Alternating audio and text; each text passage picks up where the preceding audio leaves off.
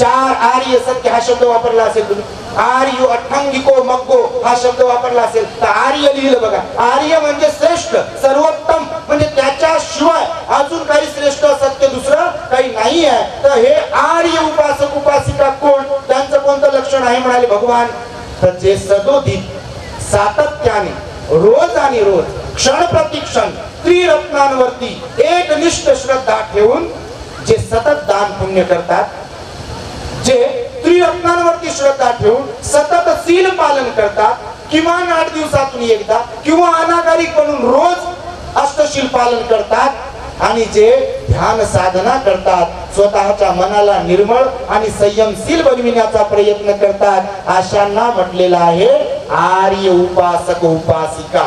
आपल्याला कोणते बनता आलं पाहिजे, कोणते आर्य उपासक उपासिका बनता आलं पाहिजे. नाही तर त्याच्या अगोदरचा आपला स्टाफ असेल तर किमान आपल्याला सहाय्य उपासक उपासिका तरी बनता आलं पाहिजे. म्हणजे स्वतःला सुधारता आलं पाहिजे, सुधारणा करून घेता आली पाहिजे. नाही तर गौऱ्या गेला तरी जशाच तसेच, आले तर आले आणि गेले तर गेले, बस गेले की बस कार्यक्रम झाला, फोटोला हात टाकला आपल्या, किती होती म्हणतात प्रॉपर्टी, त्याच्या वाटण्या होतात, ज्याला चिपकू चिपकू चिपकू चिपकू बसत होते ते सगळं इथं, आणि आपण सरणावर असतो.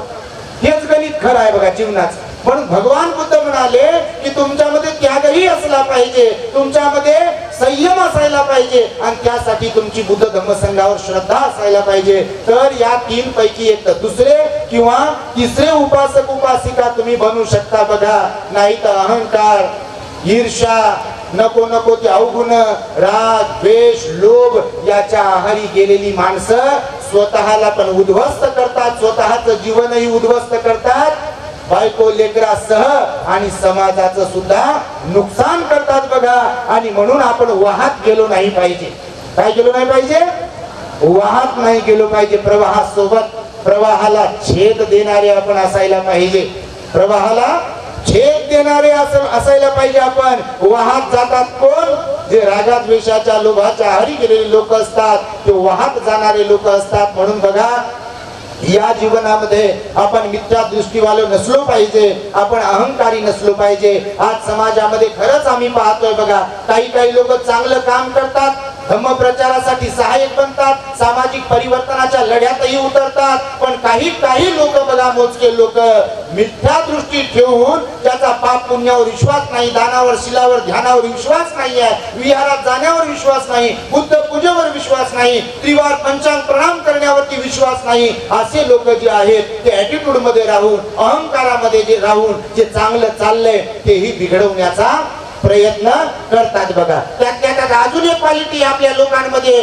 पुस्तकं वाचलेली असतात, पुस्तकं लिहिलेले असतात, भाषण करता येते, बाबासाहेबांवर बोलता येते, भगवान बुद्धावर बोलता येते, लय ज्ञानी बनतात, पण अति शहाणा त्याचा बैल रिकामा राहते. तर अति शहाणे होणं काही कामाचं नाही. शहाणं झालं पाहिजे, सुज्ञ झालं पाहिजे, विद्वान झालं पाहिजे, पण विद्वत्ते बरोबर सीलही पाहिजे. काय पाहिजे, बाबासाहेबांकडे काय होतं विद्वत्ते बरोबर, भाषण करते, भाषण राशन सोबतच राहते. असे लोक काही करतात, तर ज्ञानाचा अहंकार असणारे काही लोक असतात आणि अहंकाराचं ज्ञान असणारे काही लोक असतात. याच्यापैकी श्रेष्ठ कोण तुम्ही जर विचाराल तर ज्याला अहंकाराचं ज्ञान आहे की अहंकार बरोबर नाहीये, भगवंतानं सोडायला सांगितला. गर्व, मीपणा, घमेंडी चांगली नाही, हा विकार आहे, बरोबर नाही, ते बरोबर नाही असे तुम्ही म्हणत नाही बापा, पण असे लय लोक राहतात, तुमच्याकडे नसतील हे कशावरून. आणि म्हणून बघा, मानवभक्त नावाचा एक ग्रस्त होता भगवंताच्या काळात. शॉर्ट मध्ये तुम्हाला सांगतो, हे लाईट नेहमीच जाते आमच्या वेळेला, जाऊ द्या हरकत नाही बाबा, हे तरी चालू ठेवलं, त्याच्यासाठी एकदा साधुकार द्या बाबा, हे सुरू तरी आहे. भगवंताचा उपदेश आहे, तुम्हाला शॉर्ट करून सांगतो त्याला, की एकदा तो मानवभक्त नावाचा ब्राह्मण ग्रहस्थ जो होता, तर तो अत्यंत अहंकारी होता आणि तो मिथ्या दृष्टीवाला होता. त्याचं मत असं होतं की माता पित्याची सेवा केल्यावर काही भेटत नाही, भावाचा बहिणीचा आदर केल्यावर, त्यांच्याशी प्रेमानं वागल्यावर काहीच भेटत नाही, दुसरी गोष्ट, गुरुजनांची सेवा केल्यावरही काहीच भेटत नाही, ते निरर्थक आहे. आणि धर्म वगैरे हे जे काही आहे, शील सदाचार दान वगैरे ध्यान, हे निरर्थक आहे असं त्याचं मत होतं. पण तो विद्वान होता, पण त्याला ज्ञानाचा गर्व होता, अहंकार होता. आता मी तुम्हाला सांगितलं ज्ञानाचा अहंकार होता. मग ज्ञानाचा अहंकार होता तर अशा अहंकारी लोक याची त्याची परीक्षा घेत असतात बघा. हा एक अवगुण असते, पुन्हा प्लस त्यांच्या. एक तर आहेच अवगुण अहंकारी, त्याच्यात ऍडिशनल एक प्लस टाकलेला असते, ते इतरांच्या परीक्षा घेत फिरतात. असं तुम्हाला माहिती आहे का? नाही, मला विचारा, मला येते, मला माहित आहे, मला जमते, असे म्हणतात ते लोक बघा. तर याच्यामध्ये ऍडिशनल पॉइंट होता कोणता? एक तर हे ज्ञानी होतं, अहंकारी होतं, तर याला परीक्षा घ्यायची होती. कोणाची माहिती आहे तुम्हाला? नेमकं भगवान आपले श्रावस्तीच्या जेतवन विहारात राहत होते. तेव्हा आपले भगवान कुठे राहत होते? श्रावस्तीच्या जेतवन विहारात राहत होते. आणि याला नेमकं मग मनात विचार आला एक दिवस की भगवान बुद्धाबद्दल लय ऐकलं तुम्ही, मी खूप ऐकतोय की ते ज्ञानी आहेत, ते सर्वज्ञ आहेत, माणसाच्या मनातलं ओळखतात, भाव ओळखतात, कर्म ओळखतात, पूर्व कर्म ओळखतात, वर्तमान कर्म ओळखतात, मरणोत्तर गतीला ते ओळखतात, ते सर्व गुण संपन्न आहेत, भगवान असे आहेत तसे आहेत. याने याकडून तिकडून कुठून तरी ऐकलं होतं. आता माहीत असायला लय गोष्टी आपल्याला माहीत असतात. तर माहीत असणं वेगळं आणि ते आपल्याकडे असणं वेगळं. तर याला माहीत होतं, तर यानं नेमकं एक विचार आला की मी त्या भगवान बुद्धाची परीक्षा घेतो की ते खरंच सर्वज्ञ आहेत का. तर एक दिवस गेलो का हे विहारात, हे विहारात गेलं तर नेमकं असेच लोक बसले होते भगवंताचं प्रवचन ऐकत. हे गेलं, भगवंताचं प्रवचन संपत आल्यावर गेलं. याला वाटत होतं मी विद्वान आहे, काय जाऊ तिथं ऐकायला, असं वाटते कधी कधी. जे आले नाही त्यांना वाटत असेल कधी असं. मग हे गेलं, नेमकं प्रवचन संपत आलं होतं भगवंताचं, आणि हे गेलं प्रवचन संपलं बा. संपलं. भगवान दूरदृष्टी सर्वज्ञ ना, सगळ्यांना ओळखतात, स्कॅन करणारे असतात भगवान. जर ठरवलं समजा काही आईला स्कॅन करायचं, पाहिलं बरोबर स्कॅन करतात. हिचं पूर्वकर्म कोणतं आहे, वर्तमानात कोणते कर्म करत आहे, मृत्यू कधी होणार आहे, मृत्यूनंतर गती कोणती आहे, हे सगळं भगवंताला ज्ञात असते. म्हणून त्यांना सर्वज्ञ म्हणतात. काय म्हणतात? सर्वज्ञ. बुद्धाचे 9 विशेष गुण आपल्या चॅनलवर सांगितलेले आहेत बघा आपण, विशिष्ट इति पिसो भगवा वगैरे वगैरे.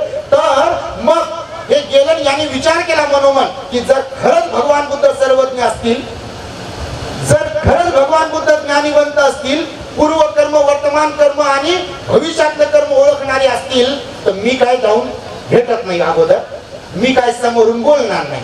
आपल्या ते असे काही लोक असतात बघा, मी जय भीम करणार नाही, समोरच्याने केला तर करतो नाही तर करत नाही, बसा म्हणले तर बसतो नाही तर बसत नाही, असे काही लोक असतात बघा. तर मग याने विचार केला, मला बोलले तर बोलतो, मला काही विचारलं तर सांगतो, आणि मला जर बोलले नाही तर मी काही बोलत नाही. आणि नाही बोलले, नाही विचारलं मला, नाही ओळखलं मला, तर मग ते काही सर्वज्ञ नाहीत असं मी गृहीत धरतो. हे गेलं, नेमकं प्रवचन संपलं. असं गर्दी होती, लोक यायचे, भगवंताला पंचांग प्रणाम करायचे, कुशलक्षेम विचारायचे, आणि मग ते जायचे दान पुण्य वगैरे करून. मग लोक जायला लागले, आणि याला वाटलं बा मला काही ओळखलं नाही, माझ्या मनात जे सुरू आहे. लोक तर सांगत होते की कोणाच्या मनात काय सुरू आहे ते ओळखतात वगैरे वगैरे. एवढा वेळ झाला मी उभा आहे, सगळ्यांना बोलत आहेत, सगळे जण बोलत आहेत, आशीर्वाद घेत आहेत वगैरे वगैरे. तर याला वाटलं अर मला ओळखत नाहीत, हे काही सर्वज्ञ नाहीत वगैरे वगैरे, काहीच नाही. तर हे फिरलं बायानं, टर्न घेतला घराकडे जाण्यासाठी. नेमकं तिथून ते उठलं जायला निघालं, भगवान बुद्धाने त्याचं नाव घेतलं. अगोदरची ओळख पाळत काहीच नव्हती. हे मानखद्द इकडे या. भगवान बुद्ध असे बोलले ना, ओळख पाळत काहीच नाही, पण सर्वज्ञ ना. जसं अनाथ पिंडकाच्या सोबत घडलं होतं, तुम्ही जर वाचलं असेल तर बघा. अनाथ पिंडकाला ओळख पाळत काहीच नव्हती. पहिली भेट होती भगवान बुद्धाची आणि त्याची, तेव्हा भगवान बुद्ध नावाने हाक मारली भगवंताने त्याला, हे सुदत्त या, सुदत्त या. तो एवढा हर्षभरित झाला, एवढा खुश झाला, आणि त्यानं भगवंताच्या पायावर लोटांगण घेतलं आणि भगवंताला विनंती केली, आग्रह केला की भगवान तुम्ही राजगिरीला तर आहातच, आता या राजधानीच्या ठिकाणी माझी विनंती आहे, श्रावस्ती नगरीला आपण याल तर खूप उपकार होतील. तिथे वेगवेगळ्या प्रकारचे लोक आहेत, श्रीमंत लोक आहेत, गरीब लोक आहेत, ब्राह्मण आहेत, क्षत्रिय आहेत, वैश्य आहेत, शूद्र आहेत, आणि आपल्याला जे आवश्यक असेल ते सगळं मी करायला तयार आहे, आपण यावे. आणि त्यानं 54 करोड रुपयाचा जेतवन विहार तिथे बांधला होता बघा त्या काळात. किती? 54 54 करोड रुपये. 18 करोड रुपये जमीन विकत घेतली, सोन्याचे नाणे जमिनीवर. तुम्ही ऐकलं असेल. 18 करोड रुपयाचं विहाराचं निर्माण केलं. विहार म्हणजे असं 4 भिंतीच नाही जसे आता असतात तसे, फार मोठं असते. त्याच्यामध्ये उपसुतागार असते, भिक्खू निवास, भिक्खुनी निवास, आंघोळीची व्यवस्था, बाथरूमची व्यवस्था, टॉयलेटची व्यवस्था, ध्यान कक्ष, भिक्खू निवास, वेगवेगळ्या प्रकारची व्यवस्था असते. आताही तुम्ही थायलंडला, श्रीलंकेला जर गेले का नाही तर असे तुम्हाला विहार पाहायला भेटतील हजारो एकर मध्ये.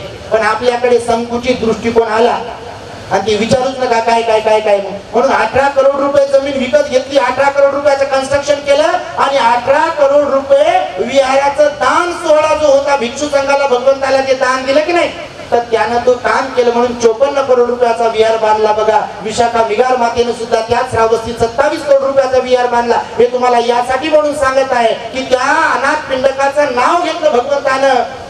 ओळख नाही, पाळख नाही, तो हर्षभरीत झाला होता. या सुद्धा मानथत्त नावाचा जो ब्राह्मण होता, हा जायला निघाला होता.